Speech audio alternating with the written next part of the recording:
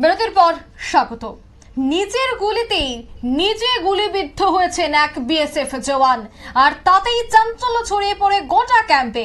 ঘটনা মহারানী বিএসএফ ক্যাম্পের অধীন রায়সাবাড়ি বর্ডার পোস্টে। তার নাম জানা গেছে মানি কুন্দল, বয়স আনুমানিক 24 বছর। তার বুকের বাদিতে গুলি লেগে বেরিয়ে যায়। আশঙ্কাজনকভাবে তাকে প্রথমেই নতুন বাজার হাসপাতালে নিয়ে গেলে কর্তব্যরত চিকিৎসক গোমতী জেলা হাসপাতালে রেফার করে দেয়। সেখান থেকে কর্তব্যরত চিকিৎসক তার অবস্থার বেগতিক দেখে হাপানিয়া স্থিত টিএমসি হাসপাতালে রেফার করে।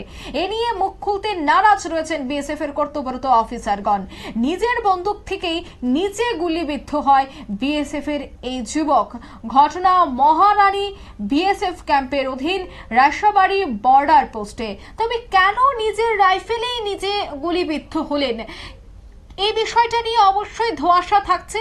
তবে প্রথমেই শোনাচ্ছি চিকিৎসকের বক্তব্য। চিকিৎসক কি বলছে? নাম ছিল মণিকুন্দ।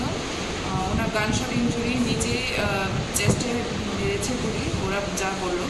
এখন আমরা এখানে ট্রিটমেন্ট দিয়ে নিউমোথোরাক্স এসছে, সিটি স্ক্যান করিয়েছি। এখন বেটার ম্যানেজমেন্টের জন্য আমরা আগরতলা জুবলি হাসপাতালে পাঠিয়েছি। ম্যাম কোথা থেকে আনা হয়েছে? মহারানী বিএসএফ থেকে আনা হয়েছে, নতুন বাজার হাসপাতাল থেকে আনা হয়েছে।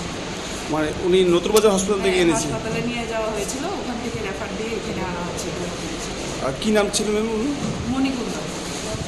বাম দিকের চেস্টে ছিল লাগানো? হ্যাঁ, বাম দিকের চেস্টে ছিল।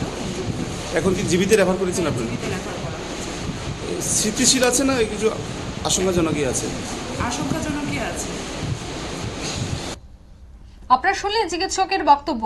একেবারে বুকের বাঁদিকে সেই গুলি লেগে বেরিয়ে যায়। তার অবস্থা এখনো আশঙ্কাজনক। টিএমসিতে সেই যুবক চিকিৎসাধীন। বিএসএফ ক্যাম্পের অধীন রায়সাবাড়ি বর্ডার পোস্টের এই ঘটনা, এবং তার নাম জানা গেছে মানি কুন্দন। তার বয়স আনুমানিক 24 বছর। তবে কেন এই বিএসএফ জওয়ান হঠাৎই নিজেই গুলি করলো, এর পেছনে কি রহস্য রয়েছে তা নিয়ে কিন্তু অবশ্যই কৌতূহল রয়েছে, এবং প্রশ্নের দানা তো অবশ্যই বাঁচবে।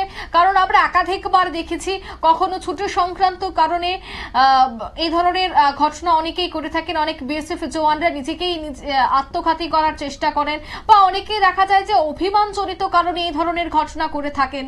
তবে আজকের যে ঘটনা, এই যে বিএসএফ যুবক, তার বয়স অত্যন্ত কম, এবং সে নিজেকে কেন গুলি করলো, এর পেছনে কি কোনো ধরনের নিজস্ব বা তার ব্যক্তিগত ব্যাপার রয়েছে, নাকি ক্যাম্পে কোনো ধরনের ঘটনা ঘটেছিল? সবটা বিষয় কিন্তু এবার পুলিশ তদন্ত করছে। তদন্তের পর বিষয়টা স্পষ্ট হবে। নিয়ে নিচ্ছে ছোট একটি বিজ্ঞাপন বিরতি, সঙ্গে থাকুন।